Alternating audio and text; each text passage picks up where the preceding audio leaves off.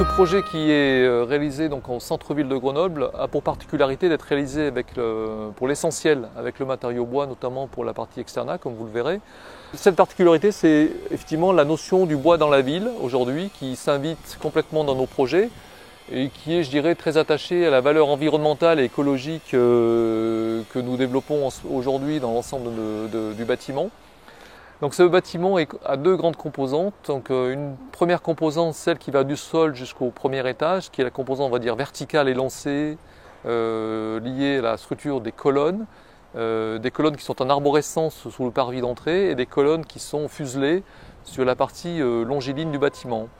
Ces colonnes reprennent une deuxième partie qui est, elle, plutôt un grand ruban dynamique horizontal qui vient donc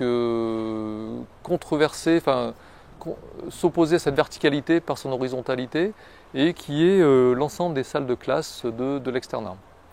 L'entreprise Fargeau a très bien travaillé, d'autres entreprises ont très bien travaillé. Bon, déjà au niveau de la sélection des entreprises, au niveau de l'appel d'offres, nous avions mis des critères assez compliqués, assez forts. Donc après il y a la valeur technique. Donc la valeur technique, l'entreprise Fargeau ayant déjà d'autres réalisées, donc on a vu que ce qu'ils préconisaient sur leur mémoire technique a déjà été mis en place dans un lycée. A priori, quand on ne connaît pas l'entreprise, on fait confiance à l'entreprise, mais quand on connaît l'entreprise et que si ça s'est bien réalisé sur des précédentes réalisations, on fonce. L'entreprise Fargeau a été choisie par la région Rhône-Alpes pour exécuter les travaux. C'est une entreprise avec laquelle j'avais déjà eu l'occasion de travailler et j'ai apprécié particulièrement le fait qu'elle maîtrisait une technique qui est employée ici dans ce lycée d'une manière récurrente, c'est-à-dire non seulement sur l'externat mais aussi sur la demi-pension et sur les préaux, c'est celle des poteaux lamellés-collés recollés, à savoir pour obtenir des sections en croix. Alors comme je dis, le château du matériau bois, il a plusieurs origines. Il y a la dimension, comme je l'ai évoqué, la dimension environnementale et écologique propre à ce matériau. Et il y a aussi ses qualités, je dirais, d'expression architecturale, puisque c'est un matériau qui est très expressif, qui permet d'exprimer beaucoup de choses. Donc c'est vraiment une valorisation aussi d'une filière locale, puisque les bois sont des bois régionaux, utilisés par l'entreprise Fargeau. Donc c'est, je dirais, un ensemble d'éléments. Et puis c'est un matériau qui est simple, qui est facile à utiliser. On franchit l'espace de manière simple.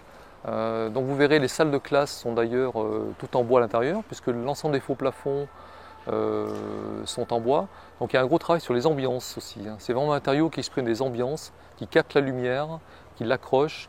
Donc il y a vraiment un travail aussi sur l'acoustique aussi, parce qu'il y a des exigences qui sont très fortes. Aujourd'hui, depuis un certain nombre d'années, on commence à prendre conscience que on a des problèmes de ressources d'énergie, d'une part manquantes ou qui vont manquer prochainement, et puis on a aussi évidemment l'effet de serre. Donc vis-à-vis de ces contraintes-là, il apparaît maintenant aux yeux de tous que l'emploi des bois permet d'une part de construire des bâtiments qui sont plus économes en énergie, non seulement au niveau de l'exploitation, mais aussi, et c'est important, au niveau de ce qu'on appelle l'énergie grise, c'est-à-dire l'énergie nécessaire à la construction. Je pense que ça sera une bonne référence puisque c'est le premier chantier. Enfin, il y a eu d'autres lycées à Ossature-Bois, mais c'était moins visuel, c'était moins marqué qu'ici. Et en plus de ça, celui-ci, il y a quand même RT 2005, on limite la RT 2012, on est à la limite de la RT 2012 pour le bâtiment externat et le bâtiment internat. Le bois est utilisable pour toute construction, que ce soit des bâtiments de cette échelle-là ou des bâtiments beaucoup plus petits. Et qui répond, je trouve, aujourd'hui aussi à apporter une nouvelle image de la ville d'aujourd'hui. Le fait de faire des bâtiments en ville, c'est aussi